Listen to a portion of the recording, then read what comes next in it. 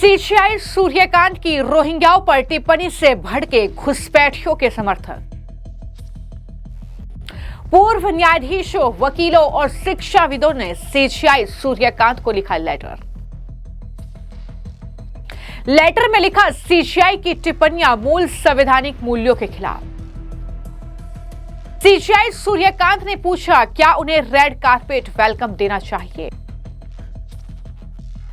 भारत के मुख्य न्यायाधीश सीजीआई सूर्यकांत ने 2 दिसंबर 2025 को रोहिंग्या शरणार्थियों पर सुप्रीम कोर्ट में एक टिप्पणी की, जिसमें उन्होंने रोहिंग्याओं को अवैध घुसपैठिए करार देते हुए कहा कि क्या देश में सीमा तोड़कर घुसने वालों को रेड कारपेट वेलकम देना चाहिए।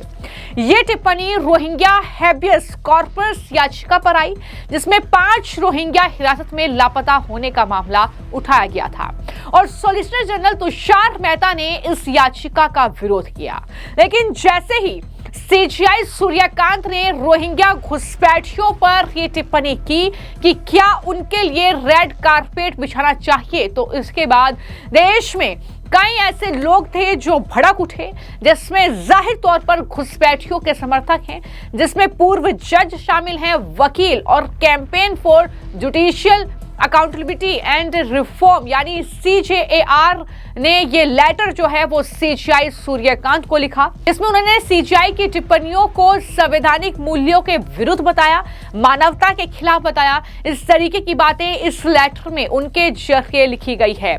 जो ये लेटर शिक्षाविदों और पूर्व जज, वकील शामिल हैं, उनके जरिए लिखा गया है। उसमें यह कहा गया है कि रोहिंग्याओं को टनल खोदकर घुसने वाले घुसपैठिए बताना उनके मानवीय अधिकारों का अपमान है। उन्होंने अनुच्छेद 21 का हवाला दिया, जिसके तहत जीवन और स्वतंत्रता के अधिकार को सभी को प्रदान करता है, भले ही वो विदेशी हों। हस्ताक्षरकर्ताओं ने यह भी कहा कि ऐसी टिप्पणियां न्यायिक पूर्वाग्रह पैदा करती हैं और गरीबी का हवाला देकर शरणार्थियों के अधिकारों को नकारना खतरनाक मिसाल है। ये तमाम बातें इस लेटर में लिखी गई। भारत में रोहिंग्याओं के लिए वामपंथी प्रोपेगेंडा चलाने वाले के साथ साथ कुछ एनजीओ, मानवाधिकार कार्यकर्ता और कुछ सिविल सोसाइटी संगठन काम करते हैं। ये हमने बार बार देखा है कि जब भी देश में घुसपैठियों पर कार्रवाई होती है तो कुछ लोग कह सकते हैं कि वो टुकड़े टुकड़े गैंग से जुड़े लोग हो सकते हैं, वो राजनीतिक दलों से जुड़े लोग हो सकते हैं, जो कि अपना वोट बैंक इन घुसपैठियों में, इन रोहिंग्याओं में देखते हैं। वो दरअसल इस कार्रवाई के विरुद्ध आकर खड़े हो जाते हैं और एक बार फिर से वही तस्वीर देखने को मिली है। ये रोहिंग्या ह्यूमन राइट्स इनिशिएटिव जैसे संगठन के तले उन्हें शिक्षा, राहत और कानूनी सहायता देने तक की पैरवी करते हैं। ये जो तमाम अलग अलग संगठन हैं, जो अलग अलग मानवाधिकार जो कार्यकर्ता हैं, कुछ सिविल सोसाइटी संगठन हैं, इसी के साथ UNHCR, एमनेस्टी इंटरनेशनल और रिफ्यूजी इंटरनेशनल जैसे अंतर्राष्ट्रीय संगठन रोहिंग्याओं को शरणार्थी मानते हैं और भारत में उन्हें उनके हिरासत और निर्वासन का विरोध भी करते हैं। यानी कुल मिलाकर कहीं ना कहीं सीजीआई सूर्यकांत ने जो रोहिंग्याओं को लेकर टिप्पणी की, जिसमें उन्होंने रोहिंग्याओं को घुसपैठिए बताया और कहा कि जो अवैध रूप से सीमा तोड़कर कहीं ना कहीं देश में दाखिल होते हैं, क्या हमें उनके लिए रेड कारपेट बिछाना चाहिए? क्या वाकई वो यहाँ पर हमें उन्हें शरण देनी चाहिए? इसको लेकर जब उन्होंने सवाल किया तो कुछ ये तमाम अलग अलग संगठनों से जुड़े लोग हैं, जिसमें कुछ वकील भी शामिल हैं, कुछ शिक्षाविद भी शामिल हैं, वो दरअसल आकर इसके विरोध में खड़े हो गए। सीजीआई सूर्यकांत ने जो टिप्पणी की और उसको लेकर ही उन्होंने ये पूरा लेटर जो है वो सीजीआई सूर्यकांत को लिखा है। वामपंथी समूह रोहिंग्याओं को शरणार्थी मानते हैं और भारत की निर्वासन नीति को मोदी सरकार का इस्लामोफोबिक रुख बताते हैं, जबकि राष्ट्रवादी इसे अवैध घुसपैठ से जोड़ते हैं।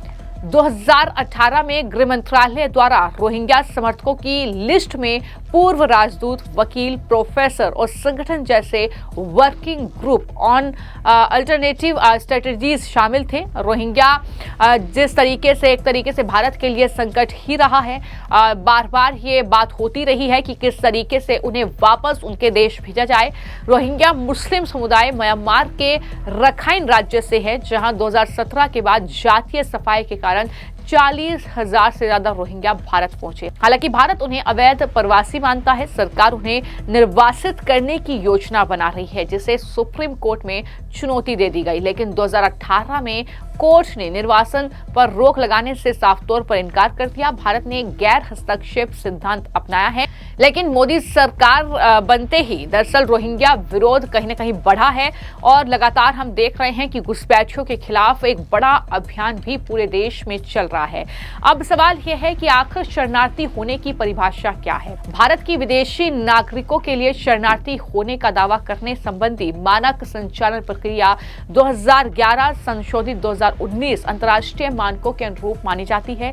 इस प्रक्रिया में शरणार्थी को उस व्यक्ति के रूप में परिभाषित किया गया है जिसे नस्ल, धर्म, लिंग, राष्ट्रीयता, जातीय पहचान, किसी सामाजिक समूह की सदस्यता या राजनीतिक विचारों के आधार पर उत्पीड़न का सच में डर हो। यह परिभाषा प्रचलित अंतर्राष्ट्रीय कानून और भारत की घरेलू नीतियों के बीच सामंजस्य को कहीं न कहीं दिखाती है, स्पष्ट करती है। लेकिन सवाल ये उठता है कि सीजीआई सूर्यकांत ने रोहिंग्याओं को लेकर जो टिप्पणी की है, आज एक पूरा इकोसिस्टम कहीं न कहीं उनके विरुद्ध आकर खड़ा हो गया है, लेटर लिख रहा है, टिप्पणियां कर रहा है कि ये मानवता के विरुद्ध है, ये संवैधानिक प्रक्रिया के विरुद्ध है जो टिप्पणी सीजीआई के जरिए की गई है। लेकिन यही सीजीआई सूर्यकांत जब नुपुर शर्मा पर अपना फैसला देते हैं तो वो उनके पक्ष में आकर खड़ा हो जाता है। तो कुल मिलाकर कहीं ना कहीं सवाल कुछ इस तरीके के भी उठ रहे हैं और आप लंबा चौड़ा ये पत्र देख रहे हैं जिसमें कई बातें उनके जरिए लिखी गई है। लेकिन जो सच बात है, जो हकीकत है, वो ये है कि जिस तरीके से लगातार भारत में वक्त के साथ ये घुसपैठियों की संख्या बढ़ी है, इसने भारत को अस्थिर करने का काम किया है, सुरक्षा की दृष्टि से भी और कहीं ना कहीं अलग अलग पहलुओं से अगर हम बात करें, जो तमाम योजनाएं सरकार की चलती हैं, जहां पर तमाम जो विपक्षी शासित राज्य है, खासतौर पर बात अगर हम पश्चिम बंगाल की ही करें तो वहां पर एक खास वोट बैंक कहीं ना कहीं मौजूदा सरकार ने इन्हें अपना बनाया है, जिसके बाद वो सरकारी योजनाओं का लाभ भी लेते हैं क्योंकि अवैध दस्तावेज उनके पास हैं। तो कहीं ना कहीं ये देश के लिए एक बहुत बड़ा खतरा बन चुके हैं और अब एक डेमोग्राफिक मिशन की शुरुआत करके इन्हें देश से खदेड़ने का काम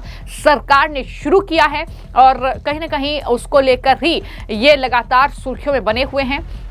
जिस तरीके से सीजीआई सूर्यकांत ने सुप्रीम कोर्ट में एक याचिका की सुनवाई करते हुए याचिकाकर्ता जो था वो रोहिंग्याओं का समर्थक था, उसे कड़ी फटकार लगाते हुए ये सवाल कर लिया कि जो ये घुसपैठिए हैं जो कि देश की सीमा को तोड़कर दाखिल हो रहे हैं, क्या इनके लिए रेड कारपेट बिछाना सही है? और यही सवाल इन लोगों को रास नहीं आया, जिसके चलते कहीं ना कहीं कुछ इस तरीके का माहौल अब देखने को मिल रहा है। लेकिन ये पहला मौका नहीं है जब सरकार ने भी कोशिश की है रोहिंग्या बांग्लादेशी घुसपैठियों को भारत से दरअसल खदेड़ने की, तो इस तरीके की आवाजें बुलंद हुई हैं और इस तरीके से सवाल भी उठाए गए हैं। लेकिन आपका इस पूरे मामले को लेकर क्या कहना है, क्या राय है, हमें कमेंट बॉक्स में जरूर लिखें। धन्यवाद।